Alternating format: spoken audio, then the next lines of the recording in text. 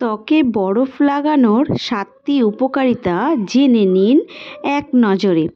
ত্বকে বরফের প্রয়োগ সম্পর্কে হয়তো অনেকেই জানেন, কিন্তু যারা জানেন না তাদের জন্য বলে রাখি, ত্বকের যাবতীয় সমস্যার সমাধান করে বরফ। তাহলে আসুন জানা যাক বরফ কিভাবে সাহায্য করে আপনার ত্বককে আরও সুন্দর ও উজ্জ্বল রাখতে। বরফের অন্যতম সেরা বৈশিষ্ট্য হলো প্রদাহ বিরোধী, যা ব্রণ হ্রাস করে এবং নিরাময় করতে সাহায্য করে। এটি ত্বককে শীতল রাখে এবং প্রমোষিত করে এবং আপনার ছিদ্র বা পোরসগুলির আকার হ্রাস করে। এটি অতিরিক্ত সিবাম উপাদানও হ্রাস করে, যা ব্রণর প্রধান কারণ। আমরা সবাই উজ্জ্বল এবং সতেজ ত্বক চাই। মুখে বরফ প্রয়োগ করলে এটি আপনার ত্বকের রক্ত সঞ্চালন উন্নত করে এবং আপনার ত্বককে উজ্জ্বল করে তোলে। এটি ত্বকে অক্সিজেনের মাত্রা উন্নত করে এবং প্রয়োজনীয় পুষ্টি ভিটামিন সরবরাহ করে।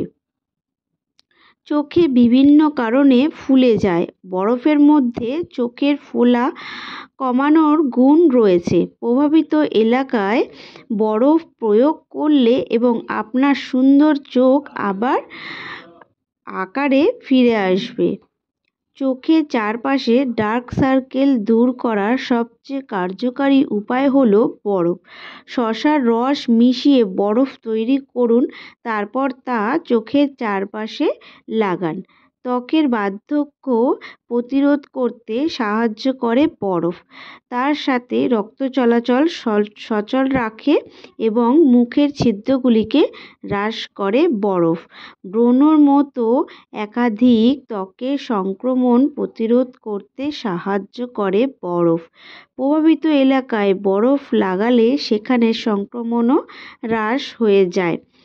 ত্বককে এক্সফোলিয়েট করার প্রাকৃতিক উপাদান হলো বরফ।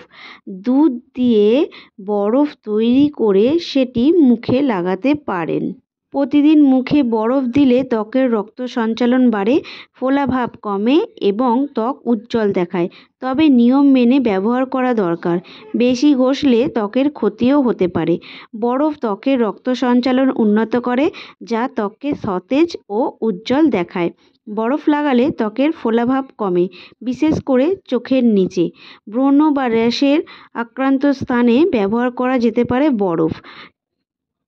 বরফ লাগালে ত্বক আর্দ্র থাকে এবং শুষ্কতা কমে। মুখের ওপর সরাসরি বরফ ঘষবেন না। বরফের টুকরোগুলো একটি পরিষ্কার কাপড়ের মধ্যে মুড়ে নিন।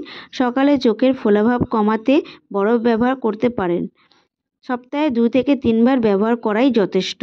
আচ্ছা, কি কি ক্ষতি হতে পারে? ত্বকের কোষের ক্ষতি হতে পারে। ত্বকে লালচে ভাব বা ফুসকুড়ি হতে পারে। তাই সপ্তাহে 2 থেকে 3 দিন এটা ব্যবহার করতে পারেন। এবং এই ভিডিওটা যদি আপনাদের ভালো লেগে থাকে অবশ্যই লাইক কমেন্ট করে দিও। টাটা।